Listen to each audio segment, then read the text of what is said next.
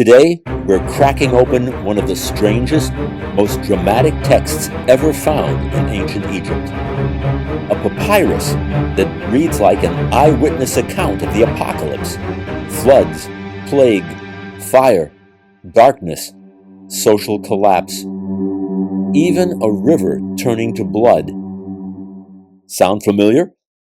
Let's dive into the admonitions of Ipuwer and explore whether this mysterious document has anything to do with the biblical plagues of Egypt. Now, picture Egypt during the Middle Kingdom, or maybe the so-called Second Intermediate period. Scholars argue about the exact date, and I promise you that debate gets fiery. There were elbows thrown at one conference. This is a world normally defined by order, harmony.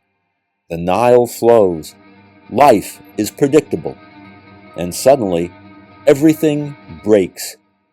Crops fail, the river behaves like it's possessed.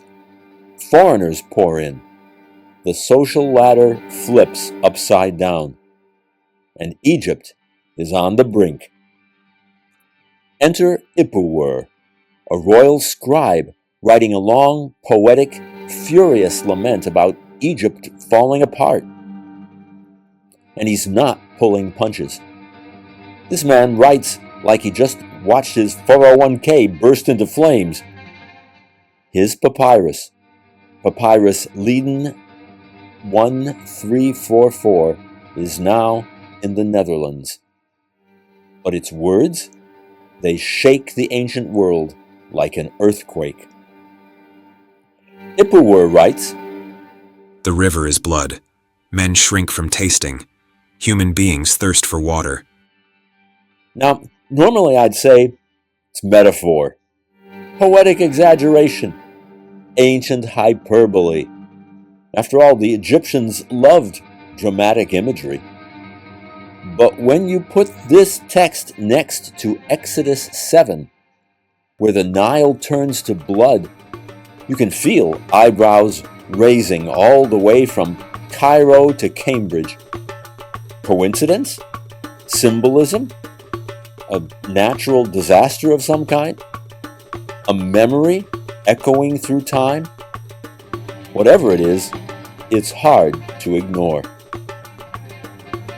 Another line reads, "Plague is throughout the land. Blood is everywhere." Now, Egypt had epidemics, sure, but Ipuwer describes a catastrophe so widespread, so overwhelming, that it sounds like the country's immune system called in sick. This isn't a scratchy throat plague. This is Egypt's version of "we're doomed, good luck." Again, it feels familiar. But is it the Exodus? Or one of Egypt's periodic collapses? Historians debate. The rest of us listen and wonder. The next part, it almost jumps off the page. "The poor of the land have become rich. The slaves are now free. He who did not have a yoke of oxen now possesses herds." Egypt is upside down.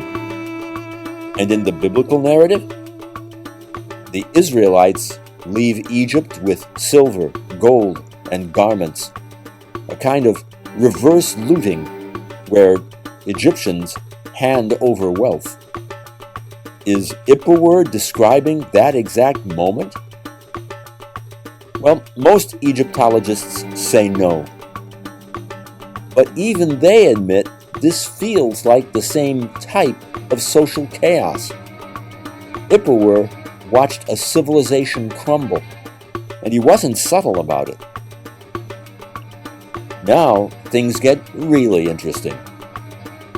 Ipuwer writes, "The land is without light. Darkness, no sun, no visibility." And again, echoes of the 9th plague in Exodus. A darkness so thick it can be felt. Then another line. Fire has gone up on high. Its burning goes forth against the enemies of the land. Fire in the sky? Could be meteors. Could be volcanic fallout. Could be desert lightning storms. But whatever it was, it terrified people. Egypt is staring at a sky gone insane. And Ipuwer is taking notes like a man who has seen far too much.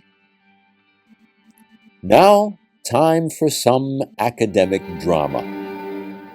Egyptologists generally insist, no, this is not describing the biblical plagues.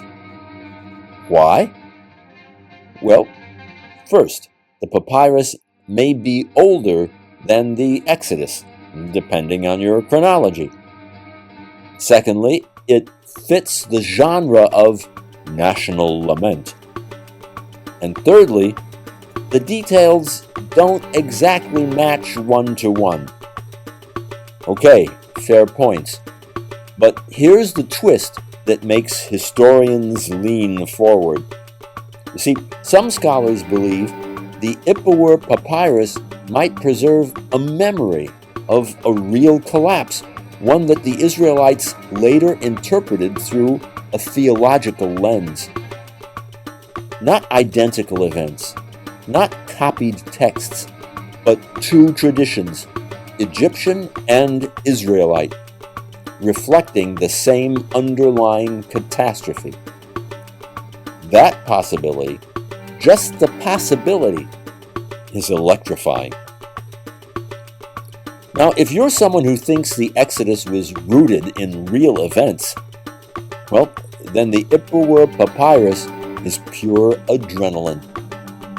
Here's the argument. The Nile turns red. Frogs multiply, the logical result of a poisoned river. They die. Insects explode in number. Livestock perish. Hail or volcanic debris falls like fire. Darkness covers Egypt. Social chaos erupts. A slave population escapes. It's not perfect, but the broad strokes, they rhyme loudly. It doesn't prove the Exodus, but it refuses to let the idea die. Fast forward to modern times. TV specials grab it. Books sensationalize it. YouTube thumbnails slap on glowing frogs and explosions. But here's the real story. This papyrus doesn't give us Exodus verified. It also doesn't say, nonsense, nothing to see here. Instead, it forces us to wrestle with a deeper mystery.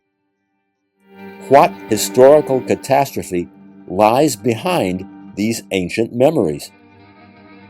Because ancient cultures didn't write after-action reports.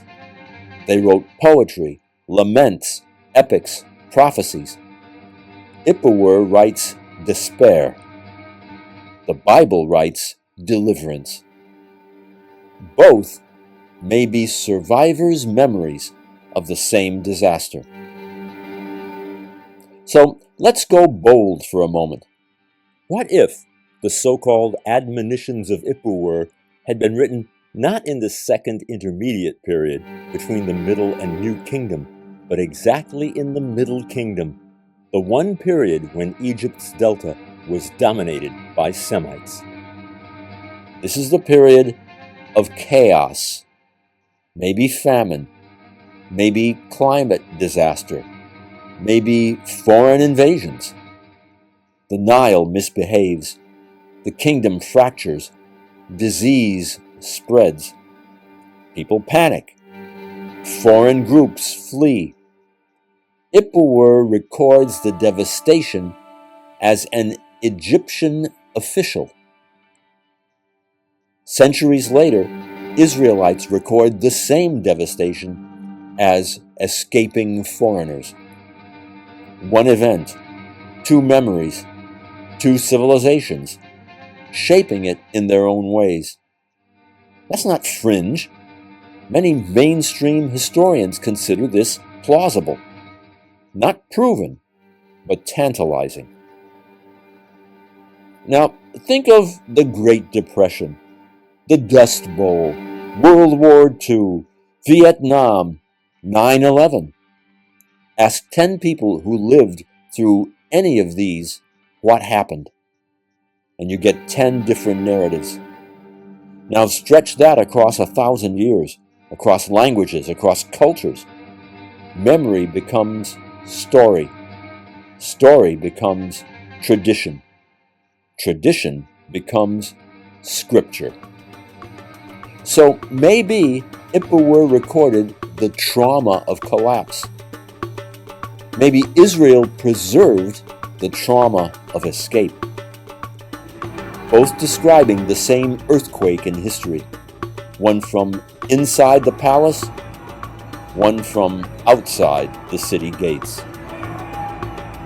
So, what do we have? If you want definitive proof of the Exodus, no, this isn't it. If you want signs that Egypt suffered a cataclysm uncannily similar to the biblical plagues, well, yes, absolutely. If you want evidence that Egypt and Israel might share a memory of the same disaster, very possible.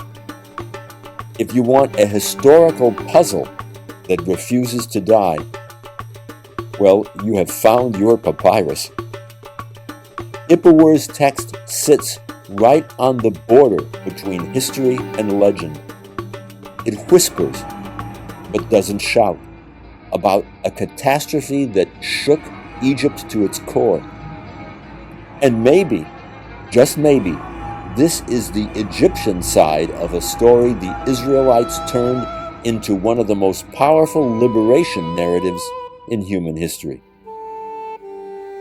In the end, we're left with a scribe, a man standing amid famine, chaos, darkness, and fire, desperately writing down everything he sees as his world collapses.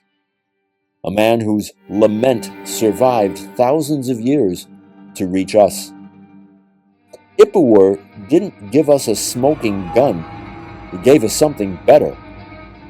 A haunting window into the moment Egypt looked into the abyss, and the abyss looked back.